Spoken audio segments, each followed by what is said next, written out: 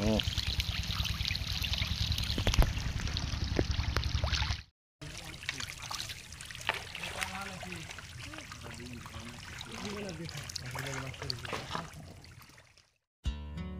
আপনাদের নিয়ে এসেছি একজন ক্ষুদ্র চাষী সফলতার গল্প শোনাতে। প্রিয় দর্শক, দশম শ্রেণীর একজন ছাত্র 3% পুকুরে কিভাবে শিং মাছ চাষ করে একটি অকল্পনীয় সফলতা পেয়েছে, আজকে আপনাদের আমি পুরো ভিডিও জুড়ে বিস্তারিত জানানোর চেষ্টা করব। প্রিয় দর্শক, সেই সাথে যাদের বাড়ির আশেপাশে ছোট ছোট পুকুর রয়েছে, ডোবা রয়েছে, আপনারা ছোট পুকুরে কি মাছ চাষ করবেন, ছোট পুকুরে কোন মাছ চাষ করা নিরাপদ, এই সার্বিক বিষয়গুলো নিয়ে আপনাদের আজকে পুরো ভিডিও জুড়ে আমি বিস্তারিত জানানোর চেষ্টা করব। প্রিয় দর্শক, আপনার সঙ্গে থাকুন এবং আমাদের আজকের এই ক্ষুদ্র খামারি এবং দশম শ্রেণীর তরুণ ছাত্র, আমরা সেই খামারি ভাইয়ের সাথে এখন কথা বলবো। প্রিয় দর্শক, আপনারা পুরো ভিডিও জুড়ে সঙ্গে থাকুন। ভালো, এই যে আপনার এই যে ছোট পুকুর দেখতেছি, এটা আসলে কত শতাংশ পুকুর? এটা 3% পুকুর। মাত্র 3%? হ্যাঁ, এটা 3%। এই 3% পুকুরে কি মাছ চাষ করছেন আপনি? শিং মাছ। এখানে আমি একক শিং মাছ চাষ করছি। আচ্ছা, এই 3% পুকুরে কতগুলো শিং মাছ দিয়েছেন? এখানে 10,000 শিং মাছ দেওয়া আছে। 10,000 শিং মাছ দিয়েছেন। তো আপনি যখন এই শিং মাছগুলো ছাড়ছিলেন তখন কেজিতে কত লাইন ছিল? তখন কেজিতে ছিল 200 লাইন। এখন কত লাইন হবে আর কি? এখন 50টা। 50টা হবে? 50টা, হ্যাঁ। তো আপনি কি ফিড খাওয়ান? নারিশ নারিশ কোম্পানি না? দিনে কয় বেলা খাওয়ান? 2 বেলা। কখন কখন দেন? রাত ওই সন্ধ্যাবেলায় আর ভোরবেলার দিকে। আচ্ছা আচ্ছা। তো মোটামুটি এই পুকুরে কি এইবারই প্রথম শিং করেছেন নাকি এর আগেও করেছেন? না, এর আগেও করেছি। এর আগে কতটুকু উৎপাদন হয়েছিল পুকুরে?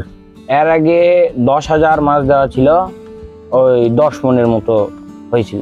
বাহ, খুব ভালো। তো তো মোটামুটি আপনি এই যে ছোট পুকুরে যে শিং মাছ চাষ করেন, তাহলে এত ছোট পুকুরে কি শিং মাছ চাষ করা সম্ভব? হ্যাঁ, এত 3% পুকুরে শিং মাছ করা সম্ভব। এই ছোট পুকুরে কি কি সুবিধা রয়েছে শিং চাষের জন্য? ছোট পুকুরে সুবিধা রয়েছে, যেমন মেডিসিন কম লাগে, মানে অল্প জায়গায় মেডিসিনের খরচটা কম হয়। মেডিসিনের খরচটা কম, সহজেই মেডিসিন প্রয়োগ করা যায়, তাই না? হ্যাঁ। আচ্ছা, তাহলে মোটামুটি আপনার মাছগুলোর সাইজ অনেক সুন্দর দেখতেছি আর কি। হ্যাঁ। তো আপনার এই যে ছোট পুকুর, তাহলে অনেকেই দেখছি যে বাড়ির আশেপাশে ছোট ছোট পুকুরগুলো ফালায় রাখে, আসলে চাষাবাদ ওইভাবে করে না আর কি, বা করলেও দেখা যাচ্ছে বাণিজ্যিক ভাবে করে না। আপনি এত অল্প বয়সে, আপনি কোন ক্লাসে পড়াশোনা করেন? এবার আমি ক্লাস 10-এ। ক্লাস 10-এ পড়েন, আর এত অল্প বয়সে যে মাছ চাষ করতেছেন, এটা আসলে কি থেকে মানে আপনার মনে হলো যে শিং চাষ করা দরকার? মনে হলো কারণ বাড়ির আশেপাশে অনেক পুকুরি মানে ফেলাই রাখে সবাই, সেটা যদি কাজে লেগে যদি 2 টাকা উপার্জন করা যায় তাহলে মনে হয় ভালো। কারণ এই পুকুরটা ফেলাই রেখে কোনো লাভ নেই, যদি এখানে চাষ করা যায় অনেক লাভবান হওয়া যাবে। পুকুর থেকে, ছোট পুকুর থেকে শিং মাছ চাষ করে আশা করা যায় অনেক লাভবান হওয়া যাবে। এবার কত হাজার রেনু দিয়েছেন পুকুরে? এবার দেওয়া আছে 8,000। 8,000 না? তো মোটামুটি আপনি যে মেডিসিনের ডোজ কি করতে হয়, ওষুধ বড়ি? হ্যাঁ, কতদিন পর পর দেন এটা? 20 থেকে 25 দিন পর পর। কিভাবে ডোজ করেন মেডিসিনের ডোজটা? মেডিসিনের ডোজ আমরা প্রথমে করি উকুননাশক করার পর জীবাণুনাশক করতে হয়। জীবাণুনাশক করার পর আমরা গ্যাসের ডোজ করি। গ্যাসের ডোজ করার কারণটা হচ্ছে যেন গ্যাস মাছের কোনো ক্ষতি না করতে পারে। আচ্ছা আচ্ছা, এই জন্য গ্যাসের ডোজ করা হয়, তারপরে প্রোবায়োটিকের ডোজটা করতে। আচ্ছা আচ্ছা, তাহলে 20-25 দিন পর পর এইভাবে ডোজ করেন না? হ্যাঁ। চুন কি প্রয়োগ করেন? হ্যাঁ, চুন প্রয়োগ মাঝে মাঝে প্রয়োগ করেন না? আচ্ছা, প্রিয় দর্শক, অবশ্যই যারা শিং চাষ করেন পুকুরে চুন প্রয়োগ করলে কিন্তু আপনাকে অবশ্যই খুব পাতলা করে আপনারা ছিটিয়ে দিতে হবে এবং ছেঁকে নিতে হবে অবশ্যই আর কি, না হলে কিন্তু ক্ষতি হতে পারে।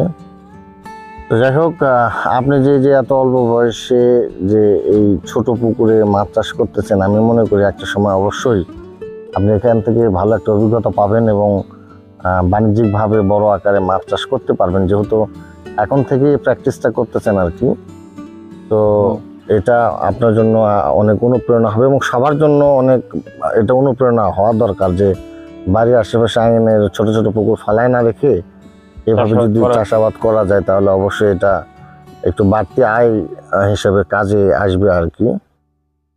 তাহলে আপনার হচ্ছে যে যারা বাড়ির আশেপাশে বা বাড়ি আঙিনায় ছোট ছোট খাদি বা পুকুর রয়েছে, ডোবা নালা, তো সেইগুলোতে আপনার পরামর্শ অনুযায়ী কি মাছ চাষ করলে বেশি ভালো হবে আর কি?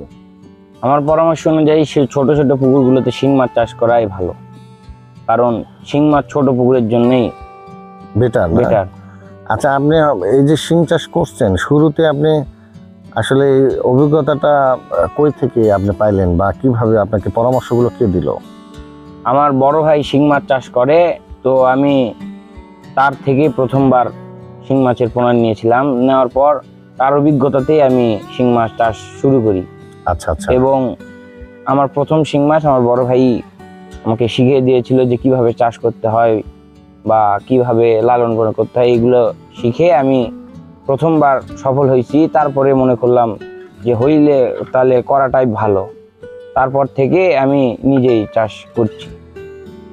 তো প্রিয় দর্শক, দেখেন এই যে একজন দশম শ্রেণীর ছাত্র, তরুণ আর কি, তো উনি যদি ওনার 3 শতক জায়গাতে এরকম করে শিং উৎপাদন করতে পারে, তো তাহলে আমি মনে করি আপনারাও চেষ্টা করলে একটা ভালো সফলতা পাবেন।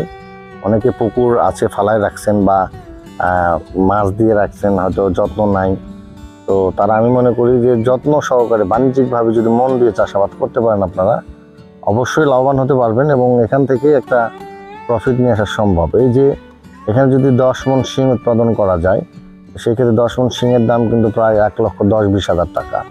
50,000 টাকা খরচ করলে আপনি কিন্তু 10 মণ শিং কিন্তু এখানে উৎপাদন করা সম্ভব, প্রিয় দর্শক।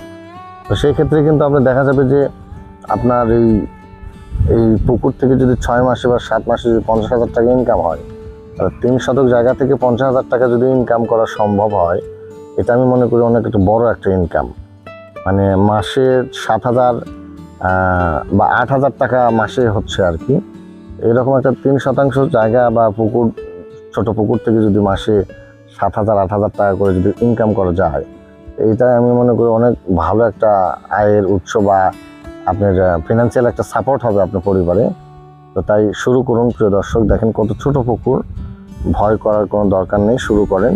আর যারা শিং চাষ করেন, আমি নিজেও একজন শিং চাষি, যারা শিং চাষ করেন তারা শুরু করতে পারেন। আমি মনে করি যে আপনাদের কোনো পরামর্শ লাগলে সহযোগিতা করতে পারবো, কমেন্ট বক্সে জানাবেন। আমার পুকুরের শিং মাছও আপনাদের দেখাইছি আর কি।